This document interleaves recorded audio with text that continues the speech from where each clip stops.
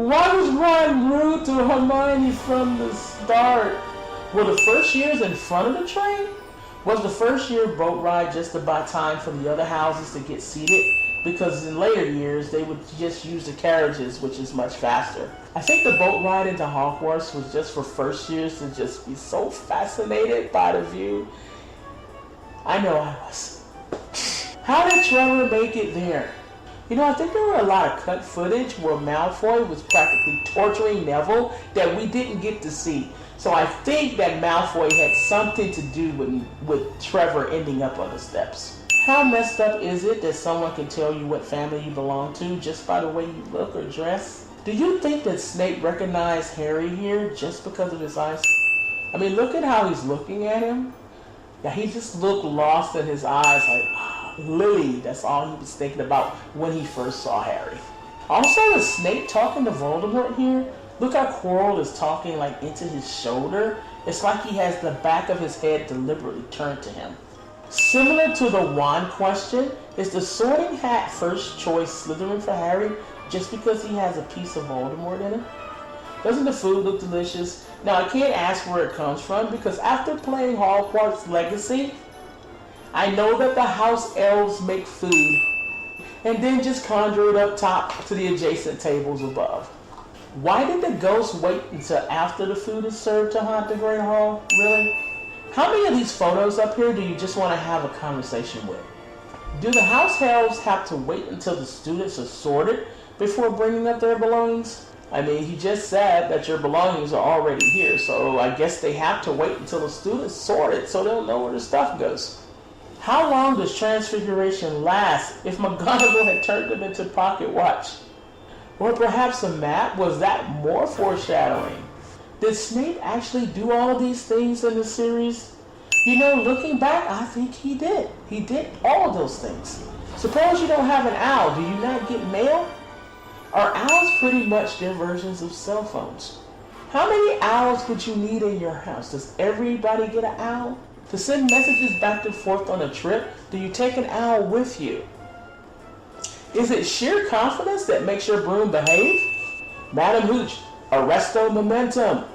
No wonder she didn't come back next year. That wasn't much of a lesson, but they did have to have someone to officiate Quidditch. How did Fred and George make the Quidditch team? Weren't they second years? When did they have time to try out? Did they try out in the off season? Do you think that Quidditch is the best game there is?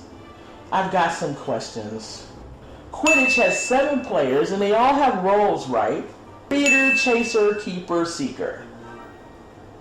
So only 1 keeper and 1 seeker.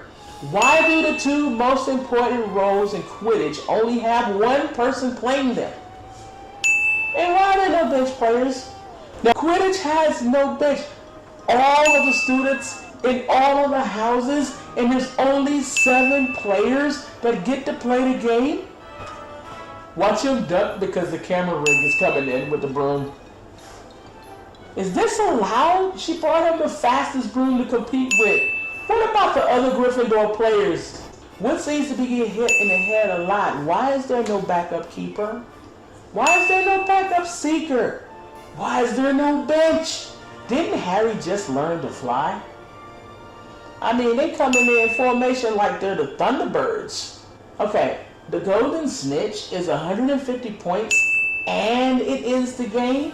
Or is it 150 points or it ends the game? Because what if the other team scores 160 points? The Snitch is only worth 150 points. Or does it just end the game itself? Does all the effort by these chasers go to waste if that's the case? I mean, they're scoring points like Steph Curry and Kate Clark out here, but if a player who may or may not have any athletic ability, but good hand-eye coordination, happens to catch the Golden Snitch, all of their goals and scores are worth nothing. Why don't call timeouts? Player down, substitution, next man up. Who's guarding the rings? Seriously, let another player guard the rings. You've got 3 chasers. 2 chasers? So absolutely no one is technically playing offense or defense for Gryffindor right now. I have no idea what the beaters are doing. What are the... Fred, George, what are you doing? Where are the beaters at? Couldn't one of the beaters go to the rings? Notice that there are no beater highlights. Ever. No beater highlights. Did the Gryffindor kids stop calling the game play-by-play? They're going to score over 150 points easily. Let me unbiasedly appear and change the fate of this event. Was the game still going on during the bewitching?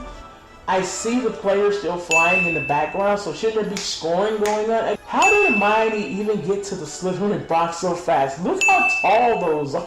And hopefully they were in the next green one over, because she really got there fast. Look, the crowd's not even into the match. They're too busy looking at the bewitching. Notice the slight movement of Alan Rickman's foot just before Hermione says the spell. Of course he knows the actress is under there, and that's just a normal reaction. And no one else noticed any of that. When did you know it was Quirrell? I mean, now this movie is probably the least subtle in exposing the twist of Quirrell being the guy. But of course, this is the first movie in the long-running gag of the defense against the dark arts teacher is the guy. Why was he looking at the snitch? Just grab it! Oh look, the Gryffindor kid came back to call the game now that we won. So we got 150 points for the snitch. How many points did Slytherin score during the wood being down and the chaser being dropping the broom issue? You know what? It doesn't even matter. We won. What is Wizard's Chess? It's foreshadowing, that's what it is. This actually made me tear up because did the Dursleys not ever give Harry any presents? Did you recognize the handwriting? Ah yes, the return of the Deathly Hallows invisibility cloak to its rightful heir. Again, why cut all of these Malfoy Neville scenes? We missed all the torturing. That would have probably made the last scene a little bit easier to bear for Slytherin if we had saw it. Did this cutscene lead to Fantastic Beasts 2? Norbert, where is Hagrid getting these names? Now, how did Firenze know about the stone? It's interesting how everybody was like, keep this secret, but everyone knew where the stone was. Wouldn't Fluffy, one of the heads, smell them under the cloak? You lost your stutter several times, Quirrell. Several times. We weren't fooled at all. And Quirrell got the worst camera cuts. Every bad thing that happened, the camera cut straight to him. Nobody was fooled in this one that Quirrell was the guy. Killed him? Not really. He would have just fallen off the broom. He wasn't that high. He would have just fallen off his broom. Plus, in future, he would fall off his broom several times, actually. Why did he tell such a bad lie? Even Quirrell knows only houses win the house cup. Did Voldemort manipulate the mirror of Erised?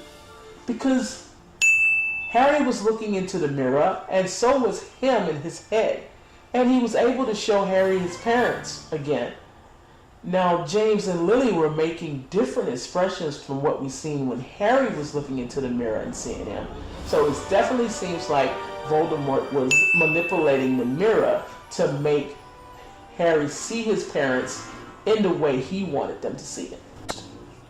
Who actually gave Harry these gifts? House points. Gryffindor, 312. Hufflepuff, 352. Ravenclaw, 426. Slytherin, 472. Well done, Slytherin. Dumbledore, being a Gryffindor himself, said, let me unbiasedly appear and change the fate of this event. He just adds enough points to take the house cup away from all of you and award it to Gryffindor. Even have to go back. Surely they've got room for him to stay. I wouldn't have left. He didn't want to go back to the Dursleys. Just find him a broom closet inside Hogwarts somewhere to stay.